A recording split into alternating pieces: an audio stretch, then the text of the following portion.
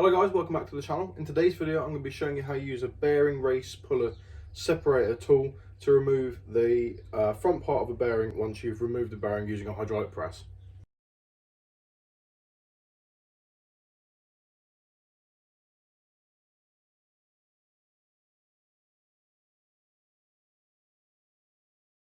So guys, if you've got a hydraulic press like myself and you're pushing your bearings out yourself, something you'll notice on a lot of cars, so for example this is off a Mark 6 Fiesta. Once you start pushing the bearing out, the force will separate this front race component from the actual bearing. See the bearings in there? Obviously that should be laying across the top. Purely because of the force. These are sort of only really stuck in, so 12 tons of hydraulic force is actually going to completely separate it in two.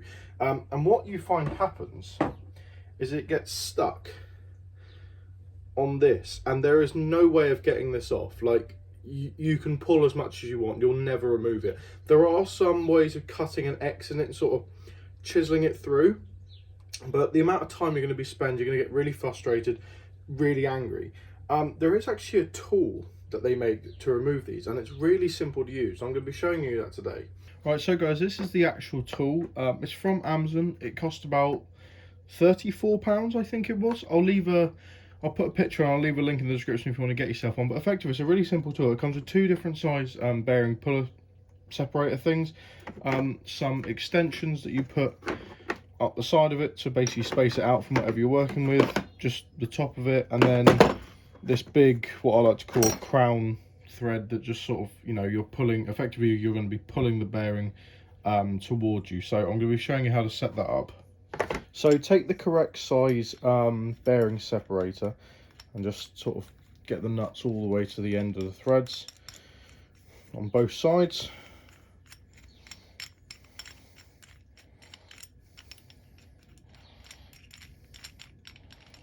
Because then what you effectively want to do is lay it over the end of the bearing.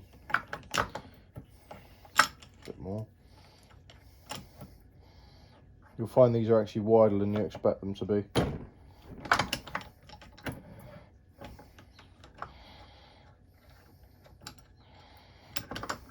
There we are. Right, and then what you want to do is effectively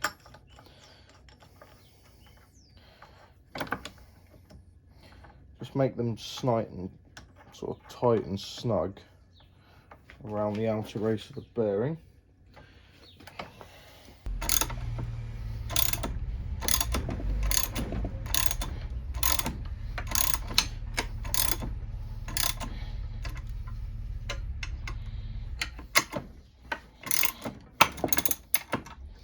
Right, so once it's on and tight, you want to basically be able to put it underneath the bearing, and it will start to raise the bearing a little bit the more you pull it because of the sharpened serrated edges on the inside of this thing.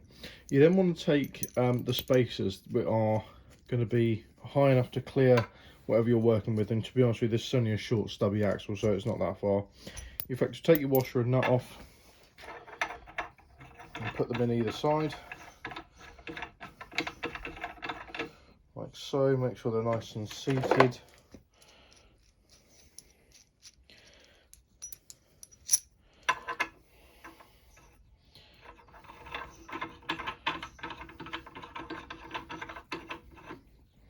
Do the same with the other side.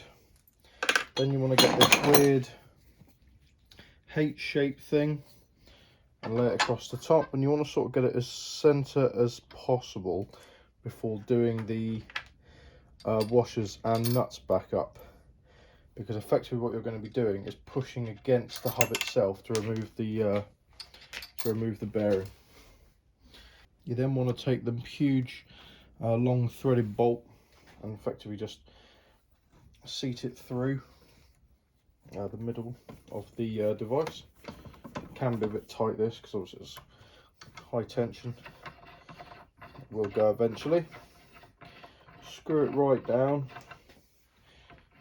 Now here's the tricky part, because you're going to need something for this bolt to push against, and obviously this has got a hole straight through it, so you're going to need some spacers or something that are going to be able to take the force as you're turning this with a ratchet and socket, which is effectively going to be drawing this up towards it and pulling the bearing with it. I found the best way on the Ford Fiesta is to use a socket. This is a 1/16, and it will see over the hub like that, and then I've got part of a brake winding tool which I found fits quite nicely over this, and that's all you really need. You just need something to be able to push against the bolt as you're turning it, otherwise it isn't going to go anywhere.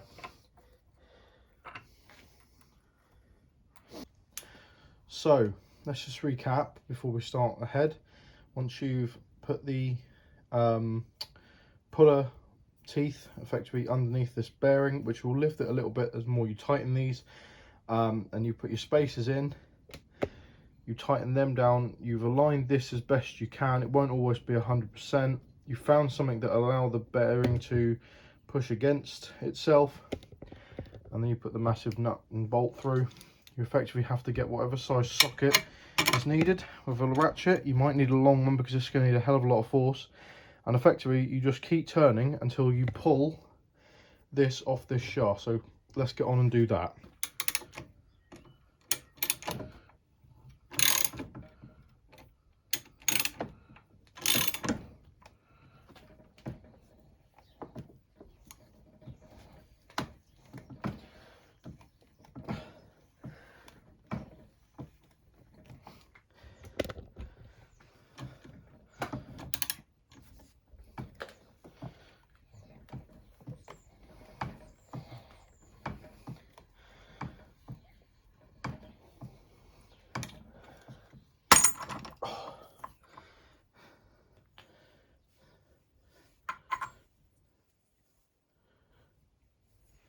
So there we go, guys, the bearing race is off. Really simple tool. I mean, once you've taken the actual bearing off, it stays complete like that. So you can see how simple that is. Really good £30 spent, especially if you're like me and replacing your bearings at home, if you've got a hydraulic press, that sort of stuff, or you just want to do it at home in general. Yeah, so there's the hub. This one won't be going back on the car because it's old. I do have a new one, purely because of the age of this car, but just showing you that every time, it doesn't matter whether it's a new one or an old one, the force needed to press these bearings out will always leave this front piece on the spline, and you'll never ever get it off, no matter how hard you try. So yeah, use this tool. Like I said, really simple piece of kit. I've really enjoyed using it. I would definitely refer it to anyone who wants to try it.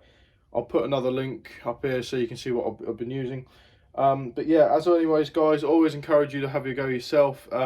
Great to learn new things. I mean, it's only car mechanics. It's basically just a giant Lego set in my mind. It went on the car somehow, so it's gonna come off and it's gonna go back on with new parts. So yeah, really give it a go. Just give it your all. You know, if you spend money and you waste it, well, I don't think it's money wasted because you've learnt a lesson, haven't you? So yeah, if you like the video, guys, don't forget to like. Please leave me a comment, suggest things to do in the future. I mean, I love practicing with new tools and just playing around with this sort of stuff. Don't forget to subscribe to the channel, and I will see you in my next video.